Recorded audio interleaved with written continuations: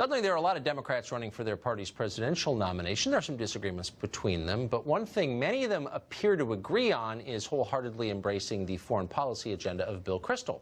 Whether it's Syria or Venezuela or Russia, if there's an opportunity for the United States to sponsor a violent conflict somewhere in the world, they support it.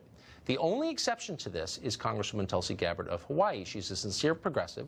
She is a veteran, and she says she wants to keep America out of pointless foreign wars. And for that, she has been repeatedly attacked in Washington.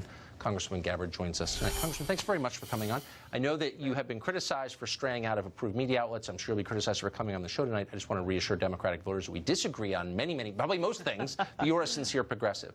But one place that I admire your courage is your unwillingness to go along with the foreign policy views of everyone else in Washington.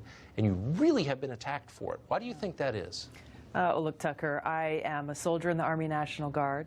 I've served now for nearly 15 years, served on 2 Middle East deployments, and I know personally, firsthand, the cost of war.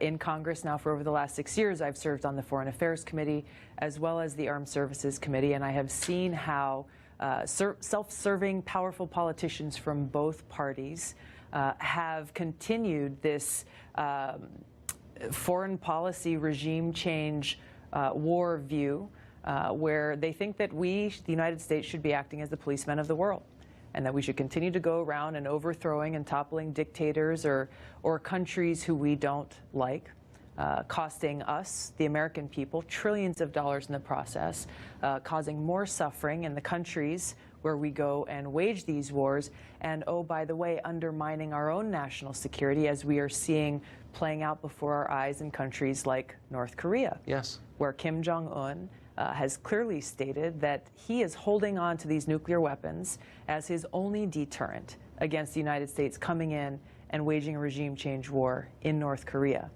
So while, I'm deeply concerned about the fact that this summit yesterday ended without an agreement, because we need to see denuclearization of the Korean Peninsula, it's not surprising because of this policy, this regime change war policy that, again, leaders in both parties in the foreign policy establishment here in Washington have perpetuated over and over and over again.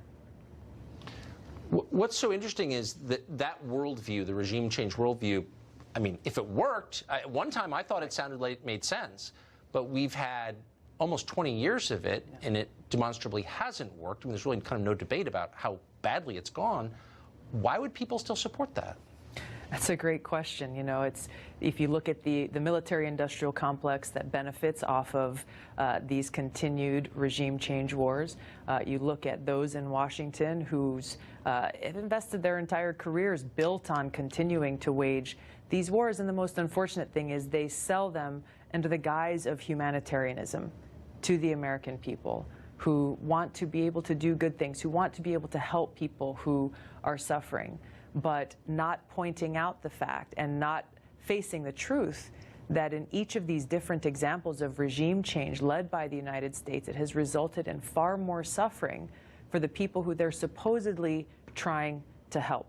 Now, there's a lot of different motives for this. You can look at corporate greed. You can look at who actually benefits financially from these wars if you want to see why they're continuing and why it perpetuates, again, by self-serving, powerful politicians and leaders in both parties. Has anyone, now you've been attacked quite a bit, and I'm not going to make you relive it, including by some people I know who should know better, to be honest with you.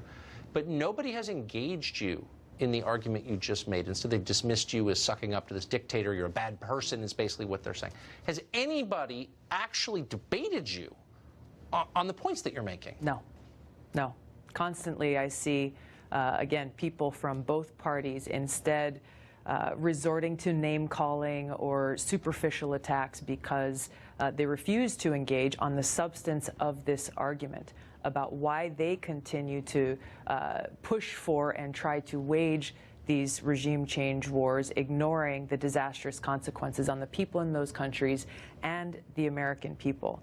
The reality is these wars are costing us, the taxpayers, trillions of dollars, dollars that should be here, that should remain in our pockets, or invested in things like rebuilding our crumbling infrastructure, invested in the needs of our people.